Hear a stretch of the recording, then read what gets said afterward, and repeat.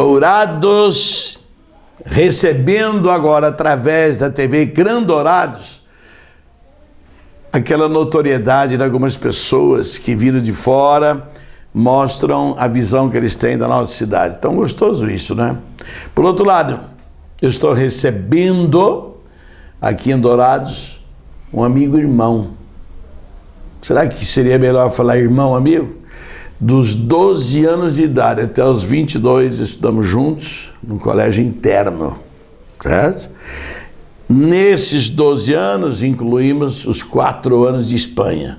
Quando eu vim embora, ele ficou lá um tempinho, depois foi estudar na Itália. Tem muita coisa, assim, para contar para a gente. Mas o mais interessante é você ficar ligadinho, porque você já pensou estudar 23, às vezes até 24 anos para uma pessoa tornar-se padre, tornar-se sacerdote? Não é brincadeira não, né?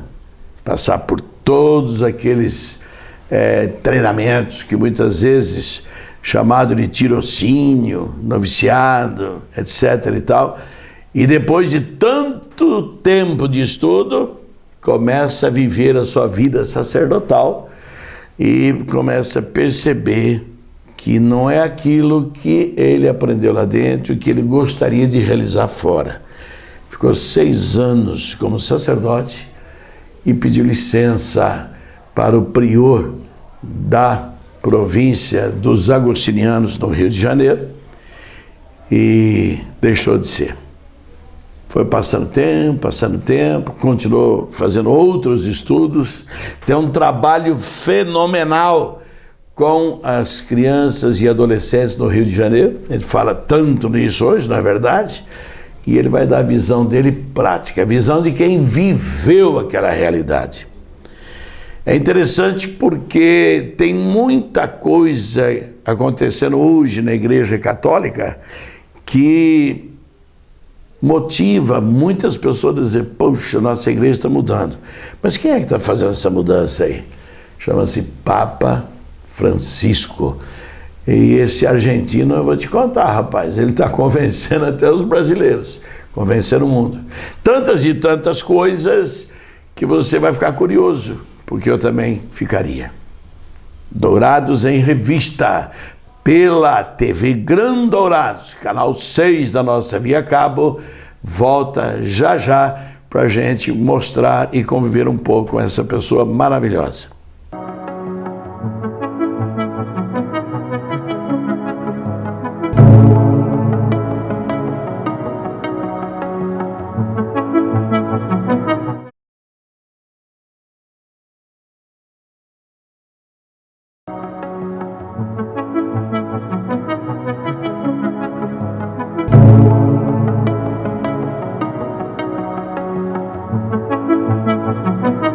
Dourados em Revista, pela TV Grandourados. Estou recebendo com o maior carinho do mundo Ademar Silva Martins. Eita, mundo velho, onde é que a gente se encontrou, hein, Ademar? Meu grande irmãozão. Eu falo até que, como a gente conviveu mais tempo entre nós do que com os irmãos, irmão mesmo acaba sendo ele. Aquela história de que o pai não é o que faz, e sim o que cuida, aquela história, não é? Então a amizade, a irmandade, ela nasce dessa convivência. Seja muito bem-vindo em Dourados, seja muito bem-vindo nessa terra aqui, que me recebeu já há 34 anos, feliz estou aqui. Pois é, Cantelli, e eu também estou muito feliz por você estar aqui, sendo aqui muito bem visto, bem aceito, e com a sua dinâmica desde que eu te conheci. Em Engenheiro Schmidt, Novinhos. Temos que falar em Engenheiro Schmidt, uma cidadezinha desse tamanhozinho, certo? Que fica pertinho de São José do Rio Preto. Senão ninguém vai saber quem é. Lá nós nos encontramos em 1963, foi quando eu fui para lá, para fazer a famosa admissão no seminário dos padres agostinianos. E lá foi quando começou toda a nossa história, a nossa convivência e o nosso conhecimento mútuo. e das nossas aspirações, dos nossos ideais e de tudo que rolou depois. É interessante, né, Ademar? Porque você falando, eu estou viajando no tempo e tal. Um garoto da roça, não é? Que veio assim, veio deslumbrado por uma vida totalmente diferente, vivendo na cidade, com a intenção de voltar para lá um dia, mas como padre, para fazer aquela região toda ali de Frutal, não é isso? Isso. Onde você viveu tantos anos. E claro que a gente passou por uns percalços brabos, né? Porque você, de uma família muito simples, a minha mais simples ainda, e naquela época lá isso não era bom para quem vivia no seminário, não. O melhor era ter isso aqui, ó, porque o povo era melhor tratado. Não há como mentir, não há como a gente deixar isso. Se é porque aquele fulano fazia isso, outro fazia lá, eu não estou dizendo que toda a formação de seminário era assim, que todos os padres eram assim, não.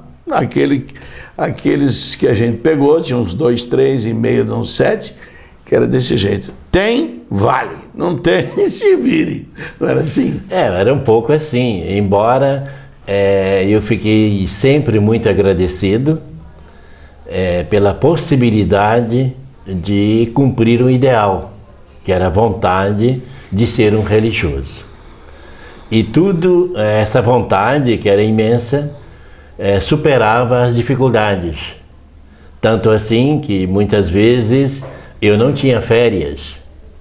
Eu tinha que ficar trabalhando, cuidando do pomar, cuidando da jardinagem, podando árvores e fazendo os trabalhos que eu poderia estar fazendo em casa até sendo remunerado, mas como forma de pagamento de parte daquilo que eu estava aprendendo, eu ficava no seminário, né, trabalhando e me preparando para a vida. E foi momentos assim muito especiais na minha vida.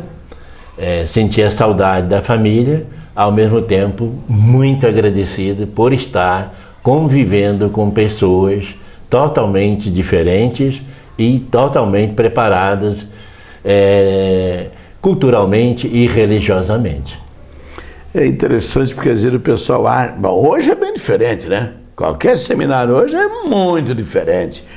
Lá a gente ficava dentro do seminário mesmo e só saía botar a cara na rua quando tinha missa lá na igrejinha. Na igreja da cidade, né? Aí você saía para ver, nossa, tem mulher nesse mundo. Muito bem, mas fora disso era lá dentro. Só que lá dentro a gente não tem como deixar de lembrar que não haveria em lugar nenhum escola que preparasse culturalmente como aquela. Entendeu? Os padres têm essa vantagem, e quem estudou para padre tem isso. Mas, além daquele estudo, e aliás, falando em estudo, eu lembro do salão de estudo, lembra? Justamente. Você estava com o livro aberto aqui e tinha um padre rodando, né? Quando ele viu que você não mudava a página, estava um cascudo tão lascado, se acordava para não dormir a noite inteira, não era assim? Mais ou menos. Você levou algum cascudo por causa disso? Vários. Vários. Que legal. Uma porque não passava a página, a outra porque eu estava distraído pensando às vezes no futebol. Isso. Que aliás você jogava barbaridade, era um zagueirão. Era um grande zagueiro. E então as atividades do dia a dia, eu ficava muito pensativo naquilo, nas aulas de latim, que eu às vezes não me saía bem, como é que eu tinha que fazer aquelas traduções e tudo, né? E eu ficava muito assim pensativo, às vezes na minha família, a saudade, e levava você a se descontrair e ficar desatento àquela parte do estudo. E era quando eu levava alguns cascudos, né? E tudo era um processo de formação na época. Claro. Naquele tempo não se falava nesse sentido de violência de hoje. Hoje uma palavra áspera já é uma violência. Isso mesmo. Um tapazinho já é uma violência. Naquele tempo era uma normalidade, né? E eu me sentia até agradecido por ser acordado e voltar a repensar na minha matéria a ser preparada para o dia seguinte. Tudo era formação. Você falou no latim, mas era bom o pessoal saber que tinha, além do latim, grego, certo? Tinha aula de francês e inglês. Quer dizer, você imagina, a gente entrou lá dentro com 12 anos, meu. E ali você já está falando grego. Não falava, aprendia a traduzir, né? E era bom demais, porque te dava uma cultura humana extraordinária, uma cultura humanística que faz inveja a qualquer lado por aí. Bem, então esse salão de estudo era o seguinte: você tinha as aulas de manhã, entendeu? Vinha a hora do almoço, claro que passou pela capela, tinha missa todo dia, entendeu? Ia pro refeitório, soltava a gente um pouquinho lá no pátio, para curtir, vamos, sala de aula. E aí, quando terminava todas as aulas, vinha o almoço. Almoçava, e a hora que ele deu graça, saía todo mundo correndo para brincar, etc e tal, e de repente tocava o sino, rapaz, para você trabalhar, perfeito?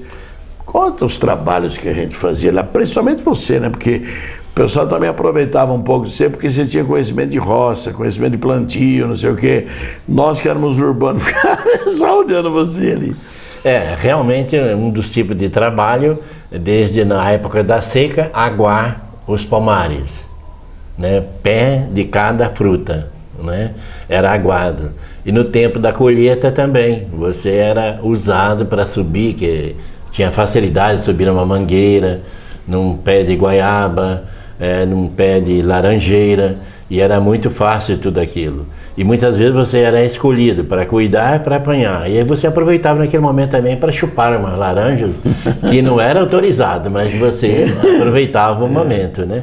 Então tudo isso fazia parte. Aí eu chegava e falei, mas eu chupei 3 laranjas, e agora? Não tem problema, não tem problema. Trabalhou, fez o seu serviço, não tem problema, né? Então era esse tipo de trabalho, além de cortar a grama, além de capinar, além de limpar banheiro, limpar dormitório, que era um dormitório coletivo, muito interessante, onde uma cama era pertinho da outra, com banheiro também coletivo, mas tudo bem arrumadinho, tudo bem cuidadinho, tudo cheirosinho. Do contrário, você levava alguns cascudos por não ter feito adequadamente, né? Essa era a forma de nós convivermos e de nós realmente passar o dia a dia cheio de atividade, de estudo. E gostaria de voltar a essa parte do estudo desse salão, porque ali ficava sempre um padre, um religioso, tomando conta. Rodando. E se você tivesse alguma dificuldade, que fosse até ele. E quantas dificuldades eu tive que foram resolvidas. E quantas dificuldades eu tive que também não foram resolvidas. Por quê? Porque envolvia outros assuntos, outra demanda, outro tempo, que eu realmente não havia entendido todas as matérias por ser procedente de um ambiente muito humilde, onde se trabalhava na roça, conhecia de madeira, de roçado, dessas coisas todas, mas não conhecia realmente o conteúdo da doutrina, da matéria que estava sendo dada. Eu tinha muita dificuldade no início, tanto assim que eu passei muito a reboque, vamos dizer assim, com muita dificuldade. Ademar, falando nesse estudo, voltando, já que você repaginou o que acontecia, nós lembramos o seguinte: a gente almoçava, perfeito, tinha esse tempo aí para ir brincar e tal, e vinha para o salão de estudo. Isso. Era mais ou menos, não sei se eu lembro, e você pode lembrar, era mais ou menos das 2 horas até as 5 da tarde. Corretamente, com intervalo de 15 minutos de recreio. Isso mesmo. E aí, nesse horário aí é que o camarada parecia um pastor alemão girando ali, ó. Então, às vezes você não dormia não, mas a página do livro estava na mesma e ele dava uma volta lá. Na segunda volta ele falou: seu vagabundo, você não está lendo não, né? Esse cascudão ali e tal. Aquele tipo de disciplina, você acha que, se aplicada hoje, seria possível? Tudo é discutido. Hoje nós não temos uma fórmula e nenhuma forma de um aprendizado. Fazer assim, você aprende melhor. Ou fazendo daquela forma, você aprenderia. Eu acho que cada época, ela traz os seus resultados, traz as pessoas mais capacitadas para ensinar ou não. Né? Veja você, como professor, quantas estratégias você utilizou. As estratégias utilizadas naquela época eram aquelas, né? Pelo conhecimento que eles tinham, por ser também padres religiosos procedentes da Espanha, com uma formação totalmente diferente da nossa realidade. Uma formação rude. Muitas vezes até rude, mas no nosso ponto de vista. Já no ponto de vista deles, era o melhor que eles estavam dando.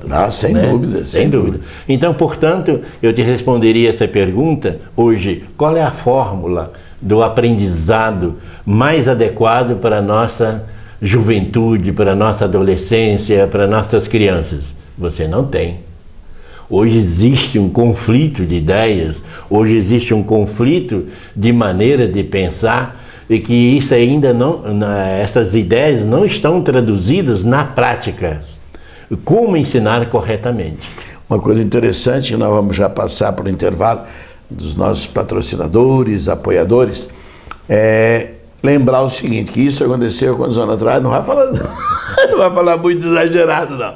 Vamos dizer que foi uns 40 e tantos anos atrás, né?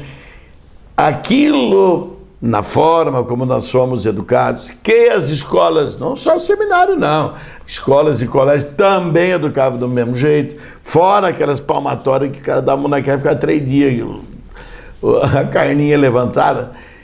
E eu não sei se estava certo ou estava errado. Eu só sei que nós fomos bem educados. E estamos aí sem pensar como pensam hoje. Então, depois do intervalo, eu vou perguntar para você se você acha correta essa política. E, por exemplo, que nem bater mais nos filhos os pais podem. Eu estou falando pais, eu não estou falando professores, nem bater mais umas palmadinhas, não. E, por outro lado, será que a Bíblia está errada? Porque a Bíblia diz o seguinte: ai daquele pai que não use a vara na educação dos seus filhos, porque lamentará muito e lágrimas vão correr do seu rosto nos tempos de velhice. Rapaz, eu quero confiar mais na Bíblia do que nesse povo aí. Dourados em Revista, pela TV Grandourados. Vai e volta já já.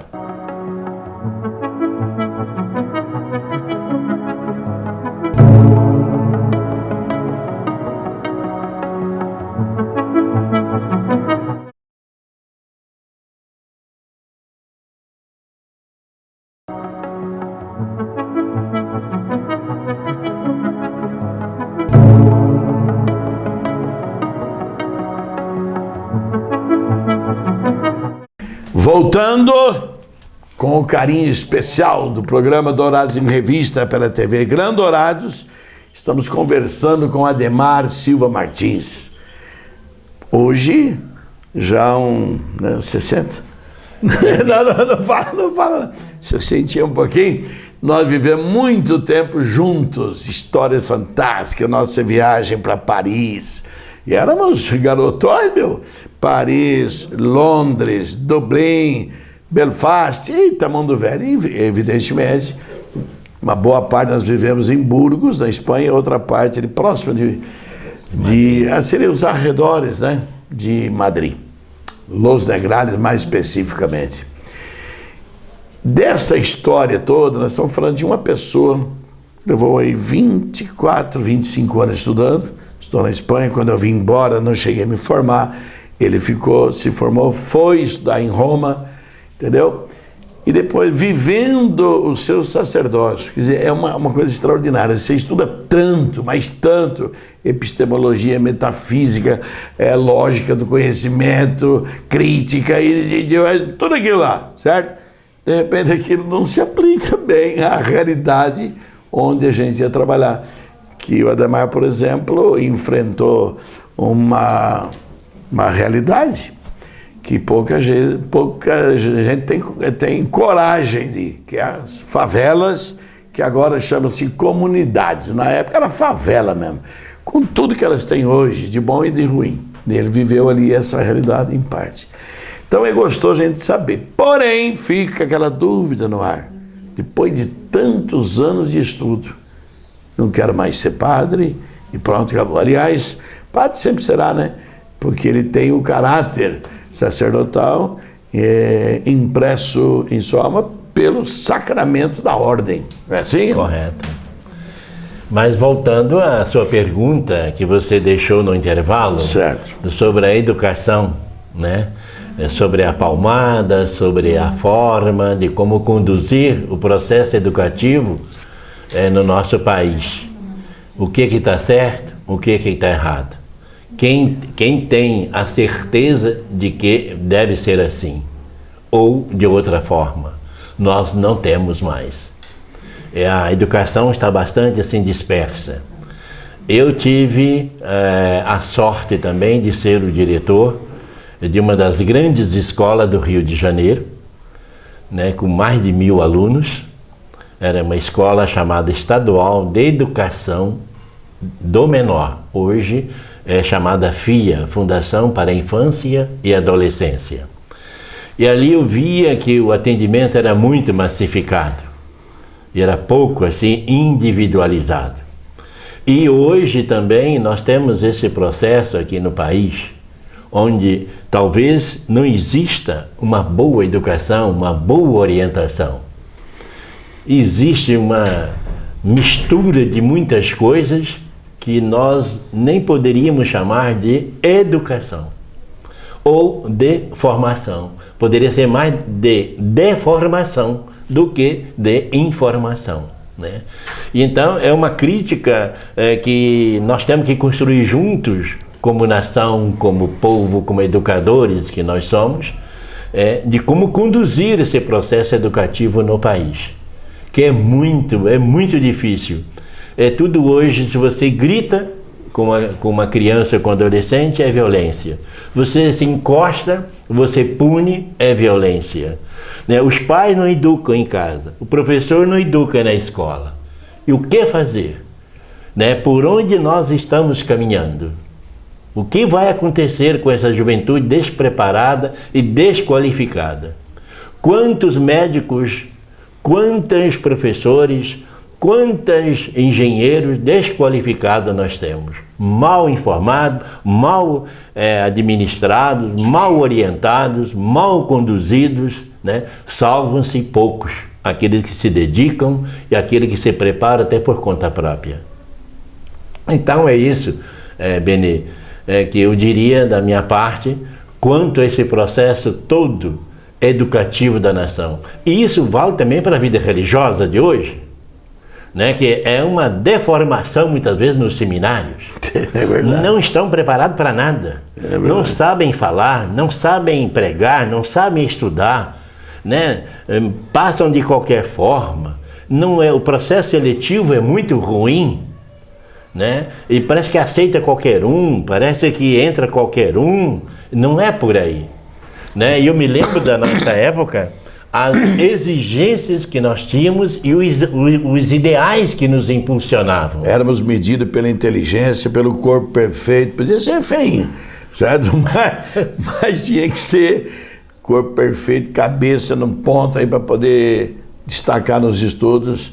Era assim que a coisa. Mas, vamos fazer o seguinte, saímos de Schmidt com aquela educação rígida, que era assim de pica-pau, ficar olhando de longe e não bater nem o bico na aroeira. Aí nós fomos para Bragança Paulista. Foi uma espécie de descortinar de um novo mundo, né? Foi.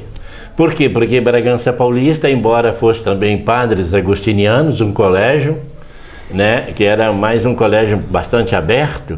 Por quê? Porque todos os seus alunos não estudavam dentro do seminário, já estudavam no Colégio São Luís.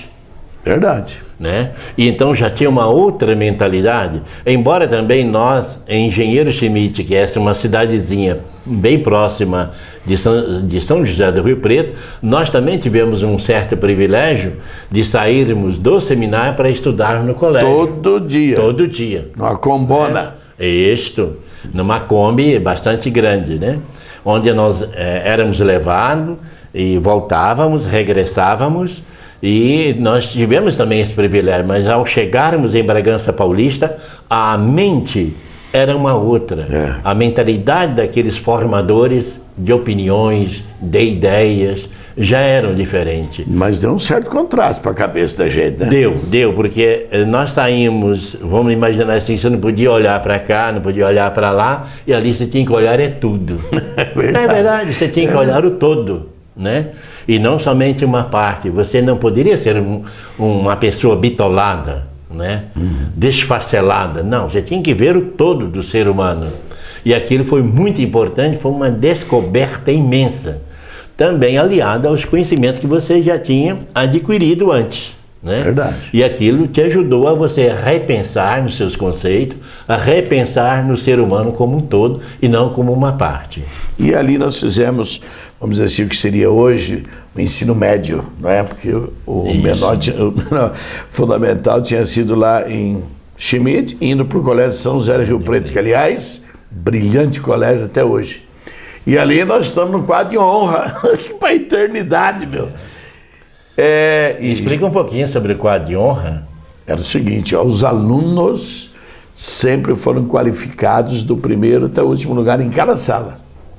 E então aparecia o seguinte, os primeiros lugares, primeiro, segundo, terceiro, tinha foto lá exposta e tal.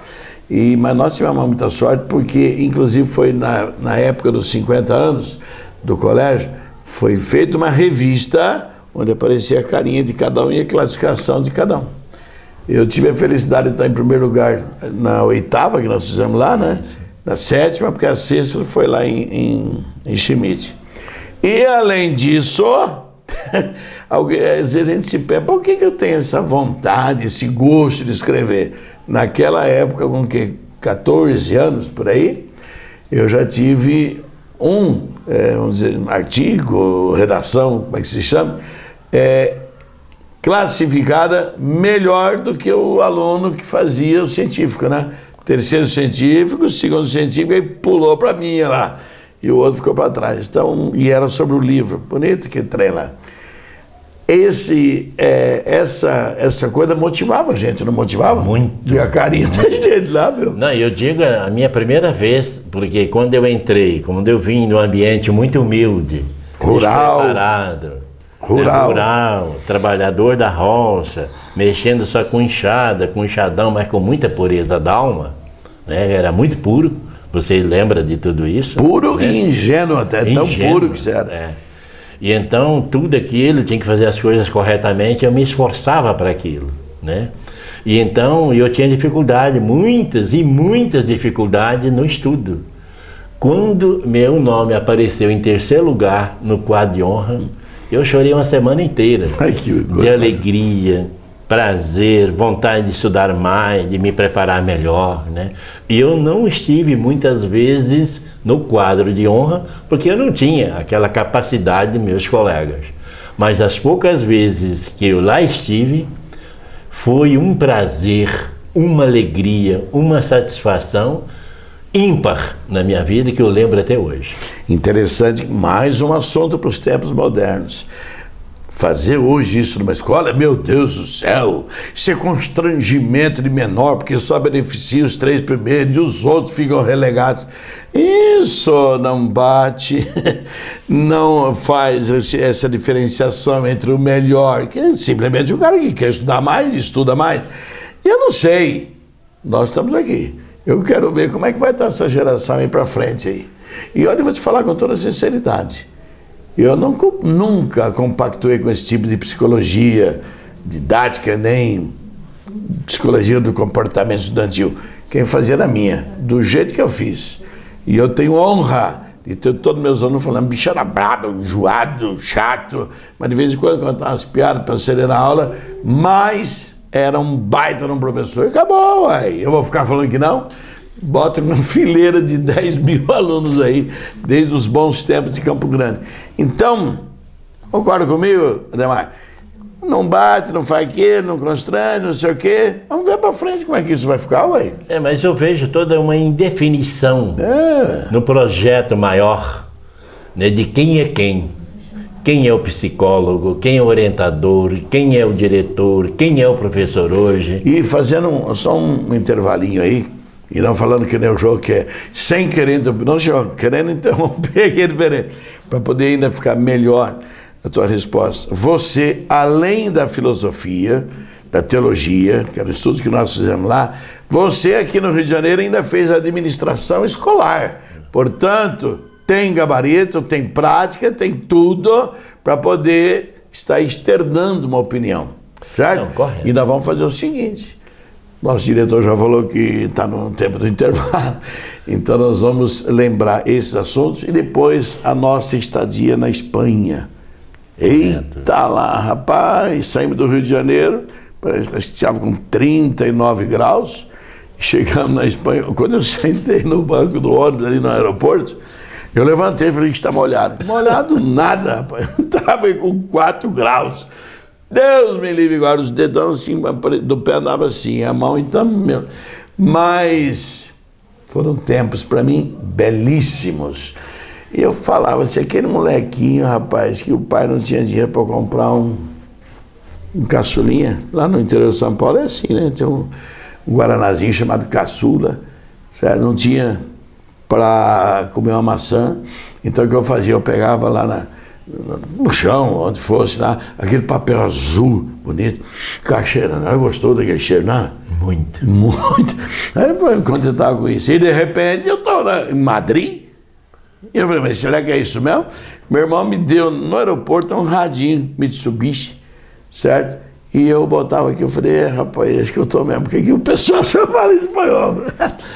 É interessante, mas tudo isso pelo programa Dourados em Revista, pela nossa maravilhosa TV Grandourados, a voz de comunicação da nossa região. Estamos preparando-nos para o terceiro bloco. Voltamos já.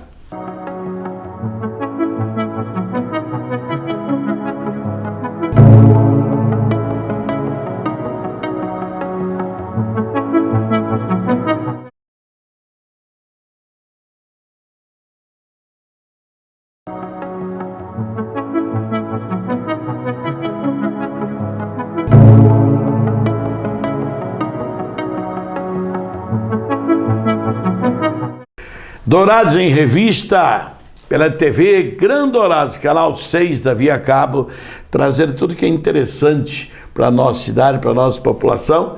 E aquele que não seja interessante, nós descartamos, você pode ter certeza disso. Mas estamos produzindo aquilo que interessa para nós, douradenses. Muito bem, falando no bloco anterior, a gente dizia da nossa ida já de Bragança para a Espanha.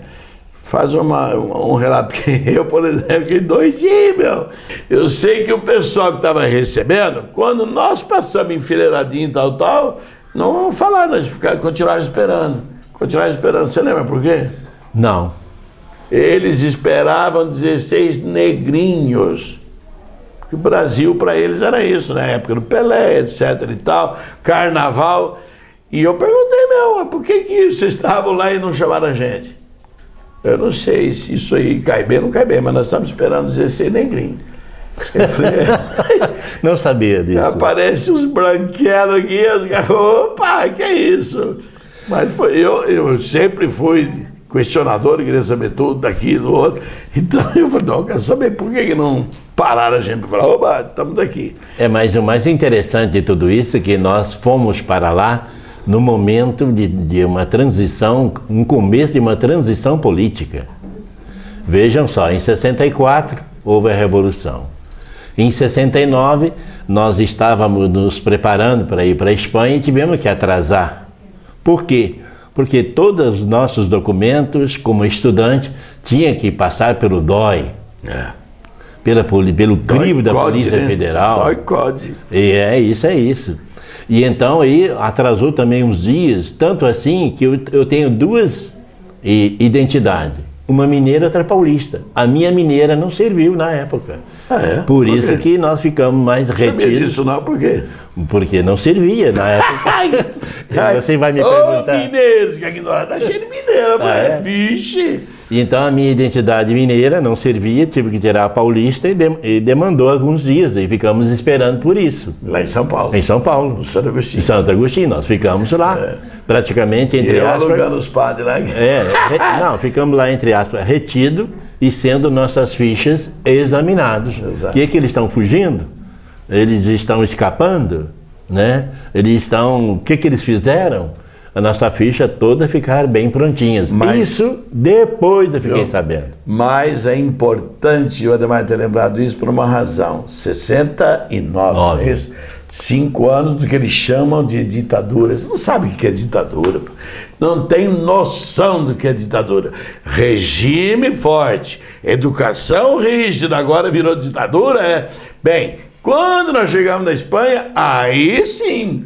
ditadura do generalíssimo Franco, meu companheiro, aquilo sim que era ditadura, entendeu? Então nós podemos falar se era ou não era ditadura que nós vivemos aqui. Estávamos em Madrid. Bom, de Madrid nós fomos deslocados para uma cidadezinha lá, da província ou do estado de Burgos, província de Burgos, chamado Laví. Isso. Laví que significa a vida. A vida, perto de Aranda del Duero. Isso mesmo. Né? Por causa daquele rio que vai atravessando. Vai até embora. Portugal. Até é Portugal. O famoso Rio Douro de Portugal. E então, ali nós fomos muito bem recepcionados, ali nós ficamos e fazendo o quê? A teologia. A filosofia. Filosofia, perdão. Né? Foi quando eu realmente assim fiquei conhecendo um grupo muito grande, de colegas. E já de batina, Toda de batina. A batina nós colocamos no Brasil e foram para lá. É bonita aquela batinona, né, rapaz? Com aquele troço. Agora, o interessante é que antes de nós sairmos do país, nós fizemos também em Bragança Paulista o noviciado. Que é onde nós pegamos a batina pela primeira vez. Você faz ali aqueles votos temporários, né? Os 3 votos sagrados. Foi bom você ter lembrado isso, apesar de tanta coisa para te falar, né? Porque tem gente que fala, os padres não aguentam não, porque não sei o que. Eu falei, bom, pessoal, pode falar quem viveu. Quem não viveu, não pode falar. Eu sei, e até meio estranho, mas vou fazer o quê? No seminário menor, a gente fazia aquilo que qualquer moleque, né? Na minha idade fazia, né? Só que tinha que confessar. Então, já que eu ia confessar uma, então já fazia umas 7 ou 8 lá, que era pra tirar. E eu ia lá pegar um padre meio surdo, o padre Teodoro, até um dia que ele deu um berro lá, fala direito, que eu não te escuto. Todo mundo da igreja olhou para trás. Falei, com isso aqui não confesso mais não. Então, mas, quando nós temos os votos aqui em Bragança, meu filho, Bragança e mais 4 anos, eu quero ver encostar a mão lá. Mas você tá louco, rapaz. Ali a gente tinha a noção que a gente tinha feito voto para quem? Não era para uma mulher não, meu. Tinha feito voto para Deus. Quem é que tinha coragem? Ah, mas eu conheço padre. Eu falei, bom, vocês vão conhecer o que vocês quiserem. Que tem safado, tem de monte por aí. Entendeu? E se a igreja for limpar também, vai sobrar pouco, aí é complicar. Mas eu pegar esse gancho seu aí. Eu queria dizer para você sobre também os 3 votos, né, anteriores, que nós fizemos em Bragança Paulista. Isso, chamado voto simples. Voto simples, porque era temporário.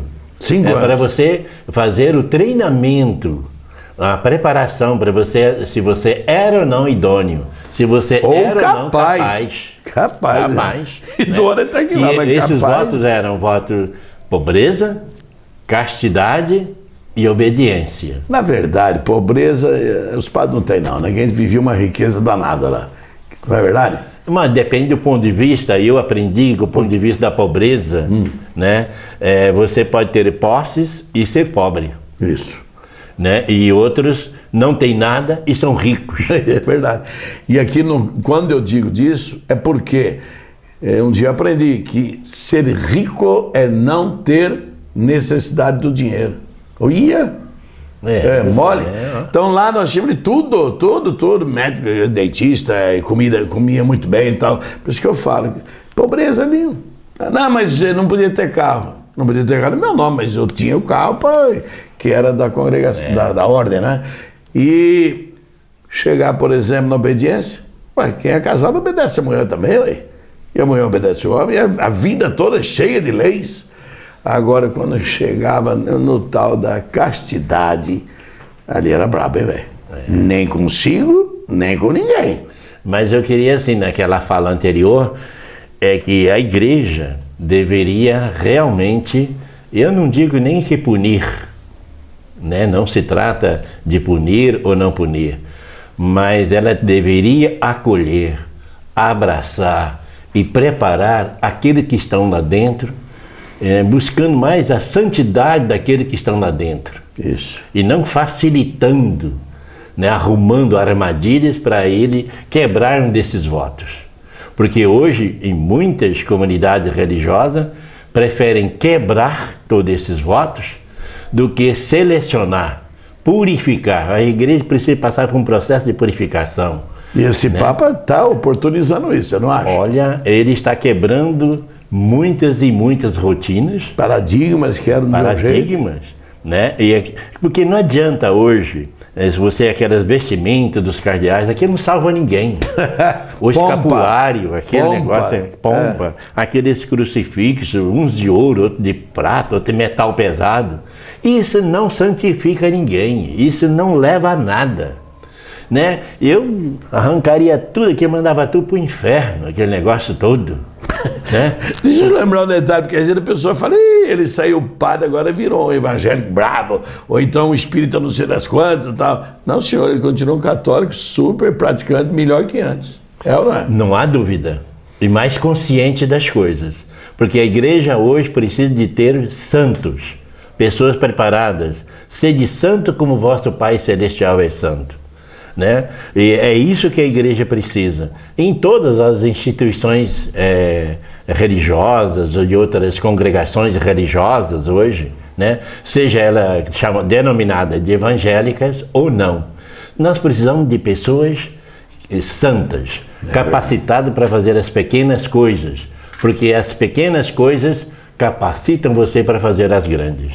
E embicando, como diz o Caipira nisso que você estava falando, num programa, aqui mesmo na TV Grandorados, com o bispo da cidade, Dom Redovino, que eu tenho numa estima tão grande, pelo conteúdo que ele tem de cultura e também pela alma magnífica. Eu um dia falei para ele, Dom Redovino, como é que chama lá? Pobreza, obediência, e vai, né? Eu diria para o senhor, e perguntaria realmente, a castidade é um dom ou o camarada fala, eu quero ser casto em você? Sabe o que ele respondeu? É um dom. E não é qualquer um que tem. Se o camarada, é aquele que nós estamos falando, não tem bicho doido que está aí aprontando para lá e para cá, está lá e não está fazendo nenhum voto de castidade porque ele não tem esse dom. Quem tem o dom navega numa boa. É que nem o cara tem o dom de cantar, ou tem o dom de escrever, ou tem o dom de não sei das quantas lá. Sem dom, você pode até tentar, mas não sai nada. Mas vamos deixar esse assunto aí.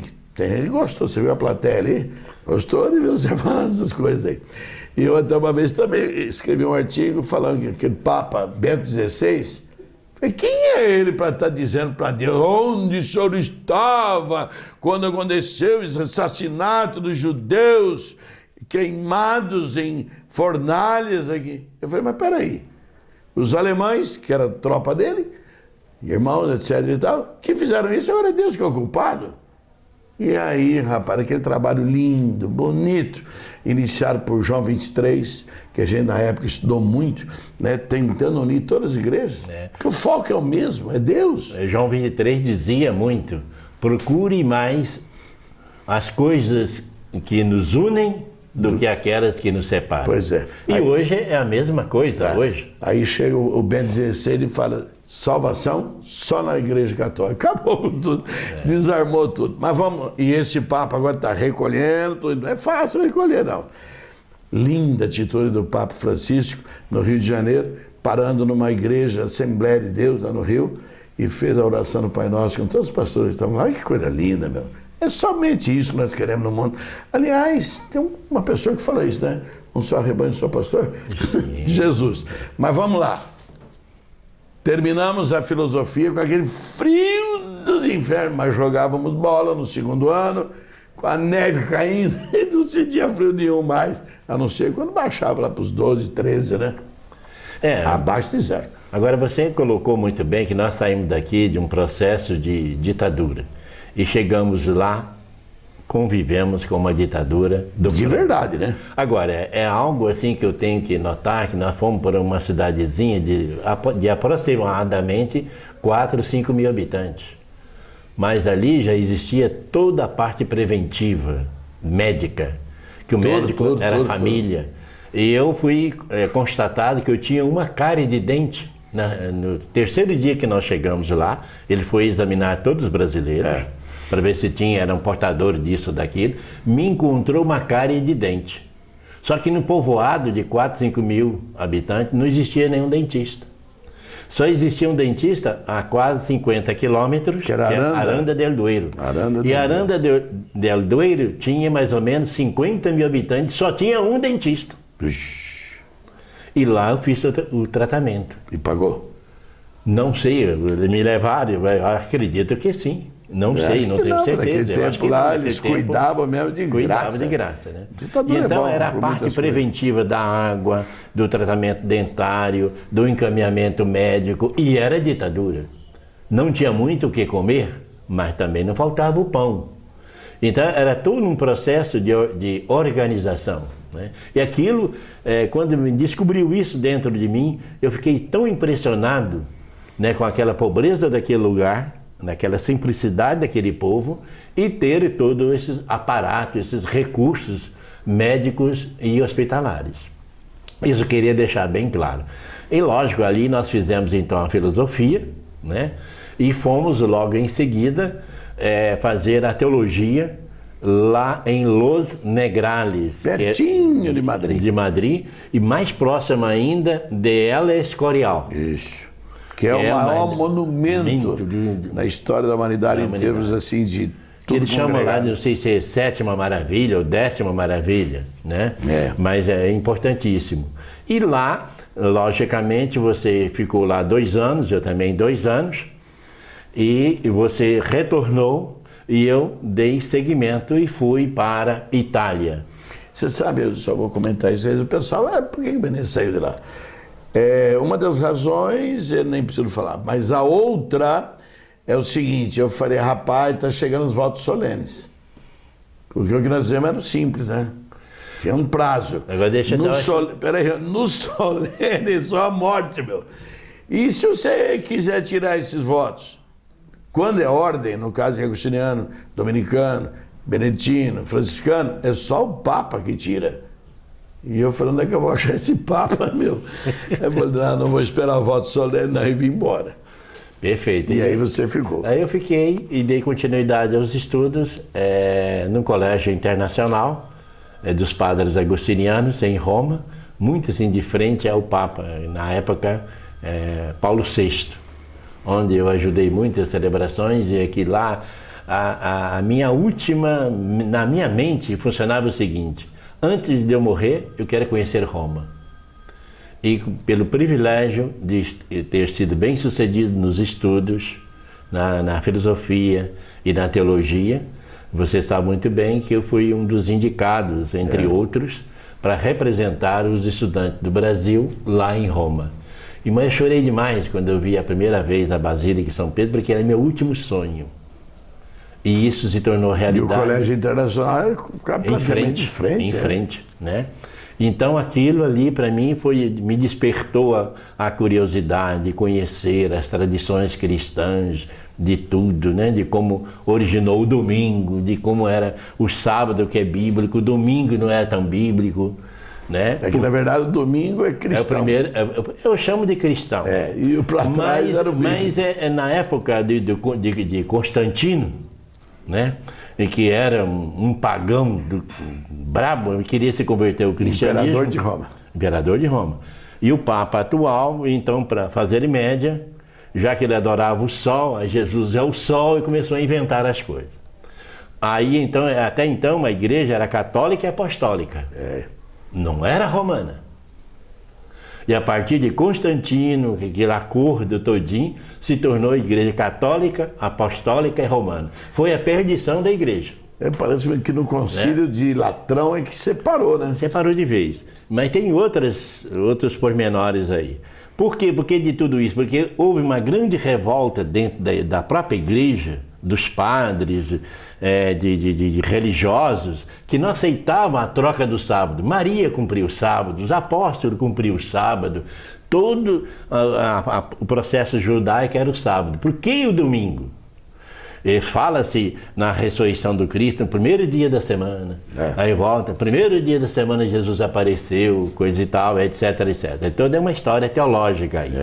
Mas aí foi uma acomodação e hoje é o domingo. E hoje, se fosse hoje uma igreja católica apostólica, tinha menos separação, até dos próprios religiosos da época, dos próprios padres da época. Isso é história.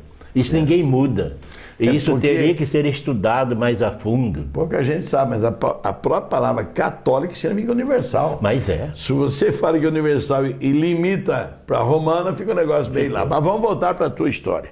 Aí você, além de continuar a teologia lá, você também aproveitou para fazer estudos bíblicos em Roma. Eu estava no patrístico agustiniano sobre os padres da igreja, me interessou muito estudar mais a fundo. E eu queria também estudar mais o bíblico, na parte bíblica, onde tinha os melhores professores do mundo. De grego, arameu, hebraico, tudo aquilo, para estudar mais a Bíblia em profundidade, para trazer mais conhecimento para o país. Foi quando então eu já era diácono, né? Me fizeram retornar ao país, a obediência, você retorna ao país. E eu retornei, e depois em dia de Nossa Senhora Aparecida, 12 de outubro de 74, fui ordenado sacerdote. Em Nova Granada, estado de São Paulo, perto de uma cidade chamada São José do Rio Preto. Isso mesmo. Ali eu fui ordenado e fiquei como sacerdote religioso durante 6 anos. Né? Como sacerdote, Ademar, você trabalhou em quais cidades e qual área? Eu trabalhei muito como promotor vocacional. Né? Dava muitas palestras. Promotor vocacional fica buscando crianças para ir para o seminário. Isso. E também assessorava muito dentro lá do seminário, né? Dando aulas e reforço escolar, também nas paróquias vizinhos. Eu tinha facilidade de falar sobre Deus, de falar sobre o Evangelho, era muito solicitado. Interessante uma coisa, falar sobre Deus, Evangelho e tal. Eu confesso, viu, Ademar, que é difícil encontrar um padre bom pregador. Difícil e difícil mesmo, você entendeu? E às vezes é até bom, né, de oratória, mas mistura política com não sei o que lá, tal. Agora, é uma coisa assim de chamar atenção. Você pega um pastor evangélico, quer dizer, não tem formação nenhuma, 5º, 6º ano lá do Fundamental 2, o danadinho chega lá na frente, rapaz, ele faz você chorar, faz você... Cacildo, como? Ele busca lá na palavra fundamento para te motivar. Quero saber de política, aquilo outro.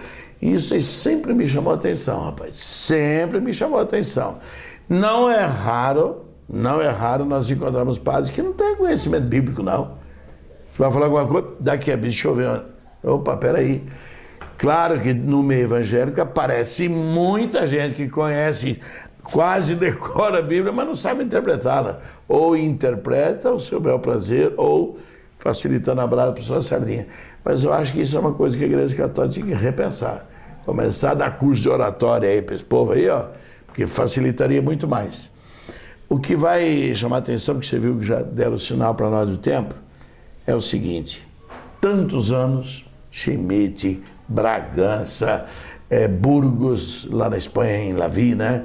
Madrid, Los Angeles, depois vai para Roma, estuda, vem para o Brasil, veio carregado daquilo que era difícil de encontrar por aqui, né, meu? Tanto curso, tanta coisa. 6 anos depois, padre, até logo, que eu não quero mais. E aí? Foi o que aconteceu. Por quê? Porque você conhece muito bem a nossa ideologia. Viver em comunidade, de ajuda mútua, vida de oração, compartilhar tudo, e você retorna, e isso não acontece. Né? Cadê a oração? Cadê a vida compartilhada? Cadê? E você fica buscando, né? E não vem a resposta. E não vem a resposta. Passa um ano, passa o segundo. E depois também você vê, às vezes, maus exemplos dentro da própria comunidade. Mas eu quero aproveitar esses 2 minutinhos aí, dizendo o seguinte, que não foi em seguida. Depois de quantos anos que você deixou o sacerdócio, que você 6 casou? anos. 6 Não, anos. depois que você deixou. Depois de mais 3 casar. anos. 3 anos para casar. Casou. 2 filhos, maravilhosos, uma menina e um menino. E, aliás, um deles está na Inglaterra agora, né? Sim. Muito Minha bem. filha fazendo intercâmbio cultural, retorna agora, e meu filho já está de saída para os Estados Unidos. E aí, de repente, um casamento que se destrói também, que dessa vez não foi por tua causa. Não foi você que falou, eu quero sair. Entendeu? Mas eu chego naquele ponto assim, que eu te perguntei ontem, eu achava realmente que você ia falar isso. Se o Papa Francisco falasse, olha, esquece o casamento, que já não deu certo mesmo, esquece que você, nesse tempo, não usou os votos porque você estava no casamento, e eu vou dar liberdade para você voltar a ser padre como era antes. O que você me falou? Eu voltaria amanhã. Coisa E estou preparado para isso melhor do que antes. É interessante dizer isso, né? Porque hoje você vê o lado das coisas, o que funciona, deixa de funcionar, o que é importante e o que é menos importante. Você não está mais na ilusão, você está mais numa linha direcionada, um foco muito maior de um Deus presente, de um Deus não ausente, de um Deus que está ao seu lado, que te cuida, que zela por você e que cuida de todos nós. Bonito a gente ouvir isso, porque o que a gente sempre aprendeu lá, né? Um Deus que castiga, um Deus que castiga, um Deus que castiga. Você ficava com medo danado, rapaz. Você fica meio escondido ali, ó, gritando igual o Jeremias. Não, eu, né? Aonde eu vou me esconder? Ele disse, está em todos os lugares. Aí está terminando, eu sei disso, mas veja só, muitas vezes hoje nós estamos numa igreja que exclui. Isso mesmo. E um Deus que inclui. Então eu me sinto incluído por Deus e às vezes excluído pela igreja. Mas, gostou de Dourados? Olha, estou gostando, porque cheguei, está chovendo, não saí muito, né? Estou ansioso para conhecer melhor. Eu conheci através... Já fomos conhecer até a missa lá dos campistas, né? Adorei. A adoração depois da adoração missa. do Santíssimo Sacramento. E eu acredito que tem tudo para dar certo uma cidade dessa, né? Eu acho que está no caminho correto. Eu estudei muito pelo Google, né? Dourados, seus habitantes, o que acontece em torno de Dourados, né? E eu acho que nós temos aqui também muitos evangélicos excelentes e um bispo maravilhoso, pelo que você me falou, né? É maravilhoso. Onde está preocupado com a perfeição do pouco que tem, não é buscar muito, é melhorar a qualidade daqueles que estão à frente do pastoreiro. Que bom. Essa foi um momento, esse foi um momento extraordinário para mim. E nós estamos aqui em casa, às vezes vara até tanto da noite, porque a gente não sabe o que a gente fazia naquela época, nem muito menos a visão que as pessoas tinham. Então eu fico falando, e aí, Demar, como é que o pessoal pensava de mim, você e tal? Olha, eu pensava assim e tudo mais. Que gostoso tudo isso aí, né, rapaz? Bom demais mesmo. E aí eu quis dividir com todos os nossos queridos assinantes da Via Cabo, principalmente aqui no Canal 6, onde nós temos aí a portentosa vontade de fazer sempre o melhor em televisão, que são os nossos diretores, o Rubens e a Roseli. Se a gente pudesse somar, sempre qualificando, eu estarei aqui como estou fazendo do meu retorno, sempre dizendo o seguinte, olha, o bom filho, a boa casa materna volta. Dourados em Revista, num programa que eu tenho certeza, pela variedade de assunto que nós tivemos, multiplicidade de coisas, tenho certeza que vai agradar os nossos assinantes. Até o próximo programa.